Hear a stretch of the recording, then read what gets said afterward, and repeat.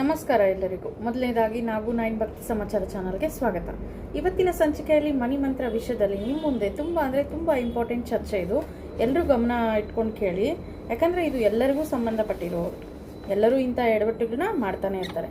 ಅದೇನು ಅಂದರೆ, ನಿಮ್ಮ ಮನೆಯಲ್ಲಿ ಈ 5 ತಪ್ಪುಗಳಲ್ಲಿ ಈ 5 ತಪ್ಪುಗಳು ನೀವು ಮಾಡ್ತಾ ಇದ್ದರೆ ಹಣ ಉಳಿಯೋದು ಕಷ್ಟ ಆಗುತ್ತೆ. ಅದು ಹೇಗೆ ಅನ್ನೋದು ವಿವರಣೆಯಾಗಿ ಹೇಳ್ತೀನಿ, ಸ್ಟೆಪ್ ಬೈ ಸ್ಟೆಪ್ ಹೇಳ್ತೀನಿ.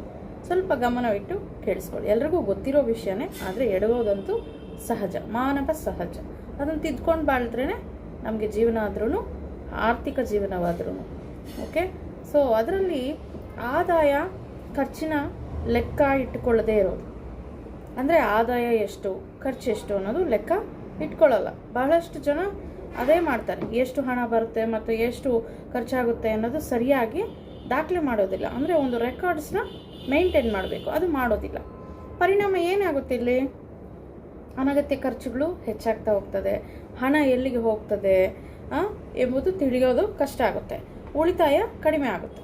ನಾವು ಖರ್ಚು ಹೆಚ್ಚು ಮಾಡ್ತಾ ಇದ್ರೆ ಏನಾಗುತ್ತೆ, ಉಳಿತಾಯ ಮಾಡೋ ಮಾರ್ಗಗಳೆಲ್ಲ ಅದು ಕಡಿಮೆ ಆಗ್ತಾ ಹೋಗ್ತಾ ಇರುತ್ತೆ. ಇದಕ್ಕೆ ಪರಿಹಾರ ಏನು ಮಾಡ್ಕೊಬೇಕು? ತಿಂಗಳ ಬಜೆಟಲ್ಲಿ ಫಸ್ಟು ಒಂದು ಪ್ರಿಪೇರ್ ಮಾಡ್ಕೊಬೇಕು. ನಮ್ಗೆ ಎಷ್ಟು ಬರುತ್ತೆ ಅನ್ನೋದು ಒಂದು ಎಸ್ಟಿಮೇಟ್ ನಮ್ಗೆ ಗೊತ್ತಿರುತ್ತಲ್ವ, ನಮ್ಗೆ ಎಷ್ಟು ಬರುತ್ತೆ ತಿಂಗಳಿಗೆ ಅಂತ.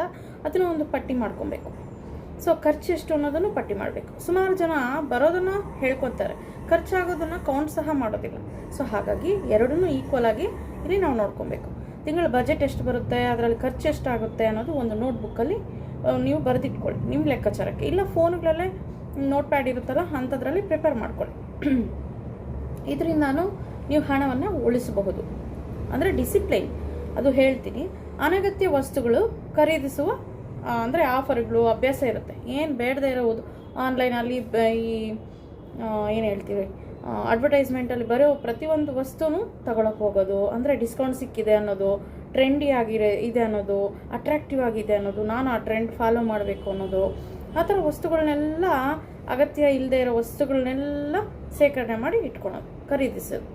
ಸೊ ಇದರ ಪರಿಣಾಮ ಏನಾಗುತ್ತಂದರೆ, ನಾವು ಸಣ್ಣದಾಗೆ ಚಿಕ್ಕ ವಸ್ತುಗಳೇ ತಗೊತಾ ಇರ್ತೀವಿ. ಅದೇ ದೊಡ್ಡ ಮಟ್ಟಿಗೆ ಬಿಲ್ ಆಗೋಗುತ್ತೆ. ತಿಂಗಳಾಗೋಷ್ಟಕ್ಕೆ ಬೇಡದೇ ಇರೋ ವಸ್ತುಗಳಿಗೆ ಹೆಚ್ಚು ಹಣ ಮಾಡಿಬಿಟ್ಟಿರ್ತೀವಿ. ಅವಾಗ ಏನಾಗುತ್ತೆ, ನಾವು ಉಳಿತಾಯ ಎಷ್ಟು ಮಾಡಬೇಕು ಅಂದ್ಕೊಂಡಿದ್ದೀವಿ ಅದು ಕಡಿಮೆ ಆಗೋಗುತ್ತೆ. ಸೊ ನೀವೇನು ಮಾಡ್ತೀರಾ, ಏನಾಗುತ್ತೆ, ಅದಕ್ಕೆ ಏನು ಮಾಡಬೇಕು ಅನ್ನೋದು 3 ಸ್ಟೆಪ್ ವೈಸ್ ಹೇಳ್ತಾ ಇದ್ದೀನಿ, ಗಮನವಿಟ್ಟು ಕೇಳಿಸ್ಕೊಳ್ಳಿ. ಓಕೆ, ಸೊ ಇದಕ್ಕೆ ಪರಿಹಾರ ಏನು ಮಾಡಬೇಕು ಅಂದರೆ, ಖರೀದಿಸುವ ಮೊದಲೇ ನಾವು ಯೋಚನೆ ಮಾಡಬೇಕು. ಇದು ನಮ್ಗೆ ಬೇಕಾ ಬೇಡವಾ, ಅಗತ್ಯ ಇದೆಯಾ? ಅಗತ್ಯಗೂ ಆಸೆಗೂ ತುಂಬ ಡಿಫ್ರೆನ್ಸ್ ಇದೆ. ಅದನ್ನು ಡಿಫ್ರೆನ್ಸ್ನ ಫೈಂಡ್ ಔಟ್ ಮಾಡ್ಕೊಬೇಕು. ನಮ್ಗೆ ಅಗತ್ಯ ಇದ್ದರೆ ಮಾತ್ರ ಖರೀದಿ ಮಾಡಬೇಕು. ಓಕೆ, ಈ ರೀತಿ ಮಾಡೋದ್ರಿಂದ ಶಾಪಿಂಗ್ ನಾವು ಫಸ್ಟೇ ಲಿಸ್ಟ್ ಮಾಡ್ಕೊಂಡು ಹೋಗೋದ್ರಿಂದನೂ ಸಹ ನಾವು ಇಲ್ಲಿ ದುಡ್ಡನ್ನು ಸ್ವಲ್ಪ ಕಡಿಮೆ ಮಟ್ಟಕ್ಕೆ ಖರ್ಚು ಮಾಡ್ಬೋದು. ಮೇಡಮ್ ಇದನ್ನ ವೀಡಿಯೋಗಳಲ್ಲಿ, ಇದು ಮೊದಲಿನ ವೀಡಿಯೋಗಳಲ್ಲಿ ಲ್ಯಾವಿಶ್ ಆಗಿರಿ ಅಂದರೆ ಈಗ ಕಡಿಮೆ ಶಾಪಿಂಗ್ ಮಾಡಿ ಅಂತಿದ್ದೀರ. ಲ್ಯಾವಿಶ್ ಆಗಿರಬೇಕು, ಆದರೆ ಎಷ್ಟು ಬೇಕೋ ಅಷ್ಟನ್ನೇ ಪರ್ಚೇಸ್ ಮಾಡಬೇಕು. ಹಾಗಂತ ಇರೋ ವಸ್ತುನೇ 10 ತಂದು ಇಟ್ಕೊಂಡ್ರೆ ಏನಾಗುತ್ತೆ, ಅದು ಅಂಗಡಿ ಆಗುತ್ತೆ, ಮನೆ ಆಗೋದಿಲ್ಲ ಅಲ್ವಾ? ಸೊ ಹಾಗಾಗಿ ಈ ರೀತಿ ಡಿಫ್ರೆನ್ಸ್ ತಿಳ್ಕೊಂಡು ಎಷ್ಟು ಬೇಕು, ಏನು ಅಗತ್ಯ ಇದೆ ಅದನ್ನು ಮಾತ್ರ ನೀವು ಖರೀದಿ ಮಾಡಬೇಕು. ಮತ್ತು ಇಲ್ಲಿ ತುರ್ತು ನಿಧಿ ಅಂದರೆ ಎಮರ್ಜೆನ್ಸಿ ಫಂಡ್ ಎಲ್ಲರಿಗೂ ಗೊತ್ತಿರುತ್ತೆ. ಎಮರ್ಜೆನ್ಸಿ ಫಂಡ್ ಅಂದರೆ ಏನು? ನಾವು ಒಂದು ಸುಮಾರು 6 ತಿಂಗಳು ಕೆಲಸ ಮಾಡಿಲ್ಲ ಅಂದರೂ ನಮ್ಮ ಖಾತೆನಲ್ಲಿ ದುಡ್ಡು ಇರಬೇಕು. ಅದು ಆರೋಗ್ಯಪರವಾಗಿ ಅನಾರೋಗ್ಯಕ್ಕೆ ಖರ್ಚು ಮಾಡೋಕ್ಕಾಗಿರ್ಬೋದು, ನಮ್ಮ ಜೀವನೋಪಾಯ ನಡೆಸೋದಕ್ಕಾಗಿರ್ಬೋದು, ಏನೇ ಒಂದು ಎಮರ್ಜೆನ್ಸಿ, ಮಕ್ಕಳ ಒಂದು ಬೇಕಾಗಿರೋ ಥಿಂಗ್ಸ್ನ ಕೊಡಿಸೋದಕ್ಕಾಗಿರ್ಬೋದು, 6 ಮಂತ್ಗೆ ಆಗೋಷ್ಟು ಫಂಡ್ ನಮ್ಮಲ್ಲಿ ಹೆಚ್ಚುವರಿ ಇಟ್ಕೋಬೇಕು. ಅದು ನಾವು ಡೈಲಿ ಬಳಸೋ ಖಾತೆನಲ್ಲಿ ಇಡಬಾರ್ದು, ಸ್ಪೇರ್ ಆಗೋ ಒಂದು ಅಕೌಂಟಲ್ಲಿ ಇಟ್ಕೋಬೇಕು. ಇದು ಇಟ್ಟಿಲ್ಲ ಅಂದರೆ ಏನಾಗುತ್ತೆ, ಸಾಲ ಮಾಡಬೇಕಾಗ್ತದೆ, ಕ್ರೆಡಿಟ್ ಕಾರ್ಡ್ನ ಬಳಸಬೇಕಾಗ್ತದೆ, ಹೆಚ್ಚು ಬಳಕೆ ಮಾಡಬೇಕಾಗ್ತದೆ ಕ್ರೆಡಿಟ್ ಕಾರ್ಡ್ಗಳನ್ನ. ಆರ್ಥಿಕ ಒತ್ತಡಗಳು ಅಂದರೆ ಯಾರ ಹತ್ರ ತಗೊತೀರಾ, ಮತ್ತು ಇನ್ನೊಂದು ಮಾಡಬೇಕಾಗುತ್ತೆ, ಇನ್ನೊಂದು ಅಡ್ಜಸ್ಟ್ ಮಾಡ್ಕೊಳ್ಳೋದು ಕಷ್ಟ ಆಗುತ್ತೆ. ಸೊ ಪ್ಲಾನ್ ಇಲ್ಲ ಅಂದರೆ ಕಷ್ಟ ಆಗುತ್ತೆ ಈ ರೀತಿ. ಸೊ ನಾವು ಈ ತುರ್ತು ನಿಧಿ ಅನ್ನೋದನ್ನು ಹೇಳಿದ್ನಲ್ಲ, ಪರಿಹಾರ ಏನು ಮಾಡಬೇಕು, 3 ರಿಂದ 6 ತಿಂಗಳಿಗಾಗುವಷ್ಟು ಹಣವನ್ನು ನಾವು ಎತ್ತಿಟ್ಕೋಬೇಕು. ಅದು ಬೇರೆ ಖಾತೆಯಲ್ಲಿ ಇಟ್ಕೊಂಡ್ರೆ ಸಾಕು. ದುಡಿಬೇಕು, ದುಡಿಯೋದನ್ನು ಒಂದು ಏನಂತಾರೆ, ಒಂದು ವಿಧಾನವಾಗಿ ನೀವು ಅದನ್ನು ಎತ್ತಿಡೋದು ಹಂತವಾಗಿ ಅಭ್ಯಾಸ ಮಾಡ್ಕೊಬೇಕು. ಅದರಲ್ಲಿ ಇದು ಕೂಡ ಒಂದು. ನಾವು ಇವತ್ತೇ ಎತ್ತಿಡಲ್ಲ ಮೇಡಮ್, ಇನ್ನು 3 ತಿಂಗಳಿಗೆ 6 ತಿಂಗಳಿಗೆ ಎಲ್ಲಿ ಅಂದರೆ ಈ ರೀತಿ 3 ತಿಂಗಳು ಅಥವಾ 6 ತಿಂಗಳಿಗಾಗೋಷ್ಟು ಹಣ ಎತ್ತಿಟ್ಕೊಂಡ್ರೆ ನಾವು ಉಳಿತಾಯವನ್ನು ಮಾಡ್ಕೊತೀವಿ. ಹಣ ನೋಡ್ಲಿಕ್ಕೆ ಅವಕಾಶ ಇರುತ್ತೆ. ಎತ್ತಿಡಲೇಬೇಕು. ಆಗಲ್ಲ ಮೇಡಮ್, ಇವತ್ತಿಂದ ಎತ್ತಿಡೋಕ್ಕಾಗಲ್ಲ, ನಾವು 6-3 ತಿಂಗಳಿಗೆ ಎಲ್ಲ ಎತ್ತಿಡೋದು ಅಂದರೆ ಎತ್ತಿಡಲೇಬೇಕು. ಅದು ಯಾಕೆ ಅನ್ನೋದು ಹೇಳ್ತೀನಿ. ಸಾಲವನ್ನು ಸರಿಯಾಗಿ ನಿರ್ವಹಿಸದೇ ಇರೋದು ಅಂದರೆ ಕ್ರೆಡಿಟ್ ಕಾರ್ಡ್ ಬಾಕಿ, ವೈಯಕ್ತಿಕ ಸಾಲ ಅಥವಾ EMIಗಳು ಹೆಚ್ಚೆಚ್ಚು ಮಾಡ್ಕೊಳ್ಳೋದು. ಅವಾಗೇನಾಗುತ್ತೆ, ಹಣ ಉಳಿಸೋದಕ್ಕೆ ಆಗೋದಿಲ್ಲ. ಪ್ರಮುಖ ಕಾರಣ ಅದೇ ಆಗುತ್ತೆ. ಅಂದರೆ ನಾವು ಬೇರೆ ಬೇರೆ ಬಿಲ್ಸ್ ಅಂತೆ, EMIಗಳಂತೆ, ಲೋನುಗಳಂತೆ ಕೈ ಬದಲಿಗೆ ತಗೊಳ್ಳೋದು, ಇವೆಲ್ಲ ಹೆಚ್ಚು ಮಾಡಿಕೊಂಡ್ರೆ ಏನಾಗುತ್ತೆ, ಹಣ ಎಲ್ಲಿ ಉಳಿಯುತ್ತೆ, ನಿಮ್ಗೆ ಬಂದಿದ್ದಲ್ಲ ಅಲ್ಲೇ ಹೋಗ್ಬಿಡುತ್ತೆ. ಸೊ ಹಾಗಾಗಿ ಪ್ಲಾನ್ ಮಾಡ್ಕೊಬೇಕು. ಇದಕ್ಕೆ ಪರಿಣಾಮ ಏನು, ಬಡ್ಡಿ ಪಾವತಿ ಹೆಚ್ಚು, ಇಂಟ್ರೆಸ್ಟ್ ಕಟ್ಕೊಳ್ಳೋದು. ಆದಾಯದಲ್ಲಿ ಬರೋ ದುಡ್ಡೆಲ್ಲ ನಾವು ಬಡ್ಡಿಗೆ ತುಂಬಿಸ್ತಾ ಇರ್ತೀವಿ. ಪರಿಹಾರ ಏನು ಮಾಡ್ಕೊಬೇಕು, ಹೆಚ್ಚಿನ ಬಡ್ಡಿಯ ಸಾಲಗಳೇನಿರ್ತಾವೆ ಅದನ್ನು ಲಿಸ್ಟ್ ಔಟ್ ಮಾಡಬೇಕು. ಫಸ್ಟ್ ನಾವು ಪ್ರಿಪ್ರೇಷನ್ಸ್ ಯಾವುದಕ್ಕೆ ಕೊಡ್ತೀವಿ, ಭಾರಿ ಅಟ್ರಾಕ್ಟ್ ಆಗೋದಕ್ಕೆ. ಸೊ ಈ ಸಾಲದ ವಿಷಯದಲ್ಲಿ ಅಷ್ಟೇ, ನಿಮಗೆ ಹೆಚ್ಚು ಅಮೌಂಟ್ ಎಲ್ಲಿ ಅಟ್ರಾಕ್ಟ್ ಆಗ್ತಾ ಇರುತ್ತೋ ಅದನ್ನು ಆದಷ್ಟು ಬೇಗ ತೀರಿಸೋದಕ್ಕೆ ಟ್ರೈ ಮಾಡಿ. ತಪ್ಪು ತಿಳ್ಕೊಬೇಡಿ. ಯಾಕಂದರೆ ವಿಧಾನ ಫಾಲೋ ಮಾಡಿದ್ರೆ ನಿಮ್ಗೆ ರಿಸಲ್ಟ್ ಅಷ್ಟು ಚೆನ್ನಾಗಿರುತ್ತೆ. ಎಲ್ಲರೂ ಫೇಸ್ ಮಾಡ್ತಾ ಇರೋ ಒಂದು ಪ್ರಾಬ್ಲಮ್, ಸಹಜವಾಗಿ ಫೇಸ್ ಮಾಡ್ತಾ ಇರೋ ಪ್ರಾಬ್ಲಮ್ಸ್ ಆಗಿರುತ್ತೆ. ಇದು ಎಲ್ಲರಿಗೂ ವರ್ತಿಸುತ್ತೆ. ಓಕೆ, ದೊಡ್ಡ ಮಟ್ಟಿಗಿರೋ ಸಾಲವನ್ನು ಫಸ್ಟ್ ತೀರಿಸೋದಕ್ಕೆ ಪ್ರಿಫರೆನ್ಸ್ ಕೊಡಿ. ಅಗತ್ಯವಿಲ್ಲದ ಸಾಲಗಳನ್ನು ತಪ್ಪಿಸ್ಬೇಕಾಗ್ತದೆ. ಅನ್ನೆಸೆಸರಿ ಅದರಲ್ಲಿ ಬರ್ತಾ ಇದೆಯಾ ಅವ್ರು ಕೊಡ್ತಾರೆ ಇವ್ರು ಕೊಡ್ತಾರೆ ತಗೊಳ್ಳೋದು ನಿಲ್ಲಿಸ್ಬೇಕು. ಫಸ್ಟ್ ಆಫ್ ಆಲ್ ಹೇಳ್ಬೇಕಂದ್ರೆ ಸಾಲಕ್ಕೆ ಹೋಗಬಾರ್ದು. ಹೋದ್ರೂ ಸಹ ಯೋಚನೆ ಮಾಡಿ ತಗೊಬೇಕಾಗ್ತದೆ. ನಾವು ತಿರುಗಿ ಪಾವತಿಸೋದಕ್ಕೆ ನಮ್ಮ ಇನ್ಕಮ್ ಎಷ್ಟಿದೆ ನೋಡಿಕೊಂಡು ಮಾಡಬೇಕಾಗ್ತದೆ. ಓಕೆ, EMIಗಳು ಆದಾಯ ಮಿತಿ ಮೀರಿದಂಗೆ ನೋಡ್ಕೊಬೇಕು. ಮತ್ತು ಫೈನಲ್ ಆಗಿ ಮಾಡಬೇಕಾಗಿರೋದು, ಇಷ್ಟೋ ದಿನ ಇವಾಗ ಇದರಲ್ಲೆಲ್ಲ ಏನು ಮಾಡಿದ್ರೆ ಏನಾಗುತ್ತೆ ಎಲ್ಲ ಹೇಳ್ಕೊಂಡು ಫೈನಲ್ ಆಗಿ ಇದೆಲ್ಲರೂ ಮಾಡಲೇಬೇಕಾಗಿರೋ ಒಂದು ಪಾಯಿಂಟ್ ಇಲ್ಲಿ ಹೇಳ್ತೀನಿ. ಉಳಿತಾಯ ಮತ್ತು ಹೂಡಿಕೆಗಳನ್ನ ಮುಂದುವರಿಸ್ತಾ ಇರ್ತಾರೆ ಕೆಲವರು. ಓಕೆನಾ, ಅದು ಇವತ್ತು ಮಾಡೋಣ ಬಿಡು, ಮುಂದಿನ ತಿಂಗಳು ಮಾಡೋಣ ಬಿಡು ಅಂತ ಯೋಚನೆ ಮಾಡೋದು, ಪೋಸ್ಟ್ಪೋನ್ ಮಾಡೋದು, ಈ ರೀತಿ ಮಾಡ್ತಾ ಇರ್ತಾರೆ. ಎಲ್ಲರೂ ಮಾಡ್ತಾರೆ, ಇದು ಕಾಮನ್ ಆಗಿ ಎಲ್ಲರೂ ಮಾಡ್ತಾರೆ. ಅದಕ್ಕೆ ಪರಿಣಾಮ ಏನಾಗುತ್ತೆ, ಹಣ ಕೈಯಲ್ಲಿ ಉಳಿಯೋದಿಲ್ಲ. ಬಂದಿದ್ದೆಲ್ಲ ಶಾಪಿಂಗ್ಗೆ, ಪರ್ಚೇಸ್ಗೆ, ಡಿಸ್ಪ್ಲೇಗೆ ಹಾಕ್ಬಿಟ್ರೆ ಇನ್ನು ಹಣ ಎಲ್ಲಿ ಉಳಿಯುತ್ತೆ ಹೇಳಿ. ಭವಿಷ್ಯದ ಗುರಿ ನಮಗೆ ತಲುಪಕ್ಕಾಗಲ್ಲ. ಒಳ್ಳೆ ಎಜುಕೇಷನ್ ಕೊಡಿಸ್ಬೇಕಂತಿರ್ತೀವಿ, ಲ್ಯಾವಿಶ್ ಆಗಿರೋ ಮನೆ ತಗೋಬೇಕಂತಿರ್ತೀವಿ, ಒಳ್ಳೆ ವೆಹಿಕಲ್ ಪರ್ಚೇಸ್ ಮಾಡ್ಬೇಕಂತಿರ್ತೀವಿ. ಅದಕ್ಕೆಲ್ಲ ಹಣ ಎಲ್ಲಾಗುತ್ತೆ. ನಾವು ಹಾಕ್ಕೊಂಡಿರೋ ಬಟ್ಟೆಗಳಿಗೆ, ತಗೊಂಡಿರೋ ವಸ್ತುಗಳಿಗೆ, ಮತ್ತೆ ರೀಪ್ಲೇಸ್ ಮಾಡೋ ವಸ್ತುಗಳಿಗೆ ಅದು ಮಲ್ಟಿಪ್ಲೈ ಆಗಿ ನೀರು ಥರ ಹೊಟ್ಟೋಗುತ್ತೆ. ಹಾಗಾಗಿ ಉಳಿತಾಯದ ಕಡೆ ಪೋಸ್ಟ್ಪೋನ್ ಮಾಡಬಾರ್ದು. ಪರಿಣಾಮ ಏನಾಗುತ್ತೆ, ನೀರು ಥರ ಹಣ ಎಲ್ಲ ಖರ್ಚಾಗೋಗುತ್ತೆ.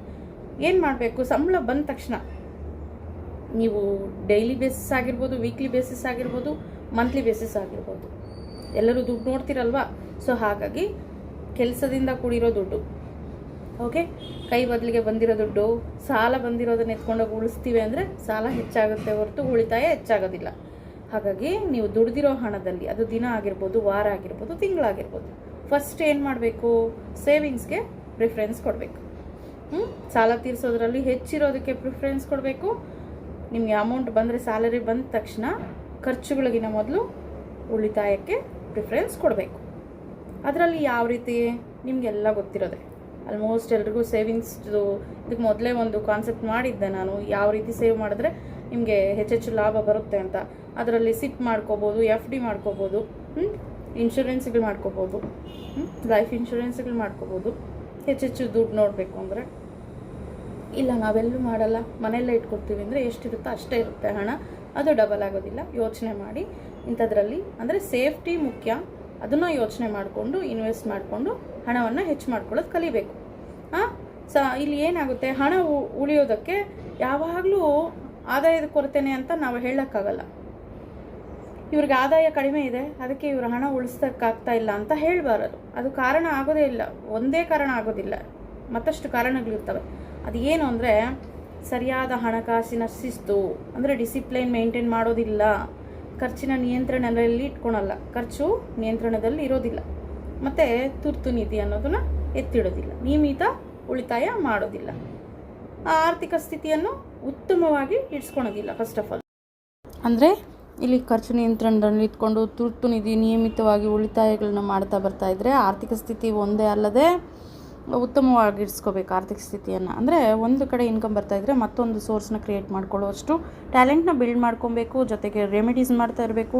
ನಾವೆಲ್ಲ ಟಿಪ್ಸ್ನೆಲ್ಲ ಫಾಲೋ ಮಾಡ್ತಾ ಈಗ ಹೇಳಿರೋ ವಿಧಾನವನ್ನು ಅಚ್ಚುಕಟ್ಟಾಗಿ ನಾವು ಒಂದು ಡಿಸಿಪ್ಲೈನ್ ಆಗಿ ಮೇಂಟೈನ್ ಮಾಡಿದ್ರೆ, ಅಂದರೆ ನಾವು ಹೊರಗಡೆ ಹೋಗೋಕ್ಕೆ ಒಂದು ಡ್ರೆಸ್ ಕೋಡ್ ಇದ್ದಂಗೆ ನಮ್ಮ ಹಣಕಾಸು ಸ್ಥಿತಿ ಮೇಂಟೈನ್ ಮಾಡೋಕ್ಕೆ ಒಂದು ಡಿಸಿಪ್ಲೈನ್ ಬೇಕು. ಆ ರೀತಿ ಅದನ್ನು ಮೇಂಟೈನ್ ಮಾಡ್ಕೊತಾ ಬಂದರೆ ಹಣವನ್ನು ನಾವು ಹೆಚ್ಚೆಚ್ಚು ಉಳಿತಾಯ ಮಾಡೋಕ್ಕಾಗುತ್ತೆ. ಎಲ್ಲರೂ ಸಂಪತ್ತನ್ನು ನೋಡ್ಲಿಕ್ಕೆ ಅವಕಾಶ ಆಗುತ್ತೆ. ಸಣ್ಣ ಸಣ್ಣ ತಪ್ಪುಗಳೇ ಸರಿಪಡಿಸ್ಕೊಂಡ್ರೆ ಎಲ್ಲ ಚೆನ್ನಾಗಿರುತ್ತೆ.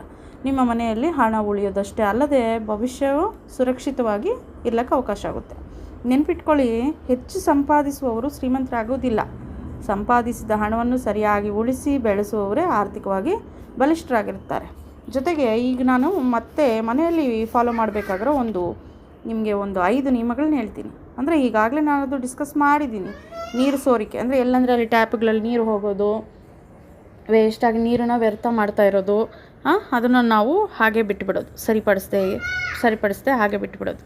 ಅದನ್ನೆಲ್ಲ ಮಾಡದೆ ಅದನ್ನು ಇಮಿಡಿಯೇಟಾಗಿ ರಿಯಾಕ್ಟಾಗಿ ಸರಿಪಡಿಸ್ಕೊಳ್ಳಿ. ಮತ್ತು ಒಡೆದೋಗಿರೋ ಕನ್ನಡಿಗಳು ಯಾರೋ ಗಿಫ್ಟ್ ಮಾಡಿದ್ದಾರೆ, ಇದು ನನ್ನ ಫೇವ್ರೇಟ್ ಶೋಕೇಸ್ದು, ಆ ಗಾಜುಗಳು, ವಿಂಡೋಸು, ಡೋರ್ಸು ಒಡೆದೋಗಿರೋದನ್ನು ಹಾಗೇ ಕ್ಯಾರಿ ಓವರ್ ಮಾಡೋದು. ಒಡೆದೋಗಿರೋದನ್ನು ಫಸ್ಟು ರಿಪ್ಲೇಸ್ ಮಾಡ್ಕೊಳ್ಳಿ, ಅದನ್ನು ಥ್ರೋ ಔಟ್ ಮಾಡ್ಕೊಳ್ಳಿ. ಮತ್ತು ಅಸ್ತವ್ಯಸ್ತವಾಗಿರೋ ವ್ಯಾಲೆಟ್, ಅದರಲ್ಲಿ ಕುಂಕುಮ, ಭಂಡಾರಗಳು, ತಿಲಕಗಳು, ಸ್ಲಿಪ್ಸು, ಪೇ ಸ್ಲಿಪ್ಸ್ ಅಂತೆ, ನಾವು ಪರ್ಚೇಸ್ ಮಾಡಿರೋ ಬಿಲ್ಸು, ಮಾಲುಗಳ ಹತ್ರ ಹೋಗಿ ಬಂದರೆ ಪರ್ಚೇಸ್ ಮಾಡಿರೋ ಬಿಲ್ಸು, ಈ ರೀತಿ ಬೇಡದೇ ಇರೋ ವಸ್ತುಗಳೆಲ್ಲ ಅದಕ್ಕೆ ತುಂಬಿಸಾಕಿರ್ತಾರೆ. ಸಣ್ಣ ಪುಟ್ಟ ತಿಂಡಿಗಳು, ಚಾಕ್ಲೇಟ್ ರ್ಯಾಪರ್ಸ್, ಈ ರೀತಿ ಎಲ್ಲ ಡಸ್ಟು ಅದರಲ್ಲೇ ಇರುತ್ತೆ. ಸೊ ಆ ಥರ ಇಟ್ಕೋಬಾರ್ದು. ಅವಾಗವಾಗ ವ್ಯಾಲೆಟ್ನ ಕ್ಲೀನ್ ಮಾಡ್ತಾ ಇರಬೇಕು. ವ್ಯಾಲೆಟ್ನ ಕ್ಲೀನ್ ಮಾಡಬೇಕು. ಅದನ್ನು ಯಾವ ರೀತಿ ಮೇಂಟೈನ್ ಮಾಡಬೇಕು ಅನ್ನೋದು ಕೂಡ ವಿಡಿಯೋ ಮಾಡಿದ್ದೀನಿ, ಅದು ಒಮ್ಮೆ ನೋಡಿಬಿಡಿ. ಮತ್ತು ಅನಗತ್ಯ ವಸ್ತುಗಳನ್ನ ಗ್ಯಾದರ್ ಮಾಡೋದು, ಈಗಾಗಲೇ ಮಾತಾಡ್ಕೊಂಡ್ವಲ್ಲ ನಾವು, ಬೇಡದೇ ಇರೋ ವಸ್ತುಗಳನ್ನೆಲ್ಲ ತಂದು ಶೋಕೇಸ್ ಮಾಡಿಬಿಡೋದು. ನಮಗೆ ಎಷ್ಟು ಬೇಕೋ ಅಷ್ಟು ಸಿಂಪಲಾಗಿ, ಡಿಸಿಪ್ಲೈನಾಗಿ ಲ್ಯಾವಿಶ್ನೆಸ್ನ ಬಿಲ್ಡ್ ಮಾಡ್ಕೊಳ್ಳೋದು ಕಲಿಬೇಕು. ಓಕೆ, ಒಂದು ವಸ್ತುನ ರೀಪ್ಲೇಸ್ ಮತ್ತೆ 10 ಪರ್ಚೇಸ್ ಮಾಡಿ ಇಡೋದಲ್ಲ. ನಮಗೆ ಯಾವುದು ಪರ್ಫೆಕ್ಟಾಗಿ ಚೆನ್ನಾಗಿದೆ ಅದನ್ನು ನೋಡಿಕೊಂಡು ತಗೊಂಡು ಮೇಂಟೈನ್ ಮಾಡಬೇಕು. ನೀಟಾಗಿ ಕ್ಲೀನಾಗಿ ಅದನ್ನು ವ್ಯವಸ್ಥೆ ಮಾಡ್ಕೊಬೇಕು. ತಂದು ಹಾಕ್ತಾ ಇರಬಾರ್ದು. ಇರೋ ವಸ್ತುನೇ ಮತ್ತಷ್ಟನ್ನು ತರಬಾರ್ದು. ಮತ್ತು ಧೂಳು ಹಿಡ್ದಿರುತ್ತೆ.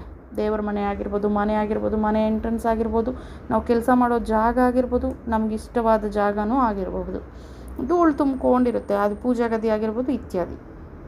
ಅದನ್ನು ಇಮ್ಮಿಡಿಯೇಟ್ ಕ್ಲೀನ್ ಮಾಡ್ತಾ ಇರಬೇಕು. ಯಾಕಂದರೆ ನಾವು ಸ್ವಚ್ಛತೆಯಾಗಿ ಕಾಪಾಡ್ಕೊಂಡು ಬಂದ್ರೇ ಲಕ್ಷ್ಮೀ ದೇವಿನ ಆಹ್ವಾನ ಮಾಡ್ಲಿಕ್ಕಾಗುತ್ತೆ.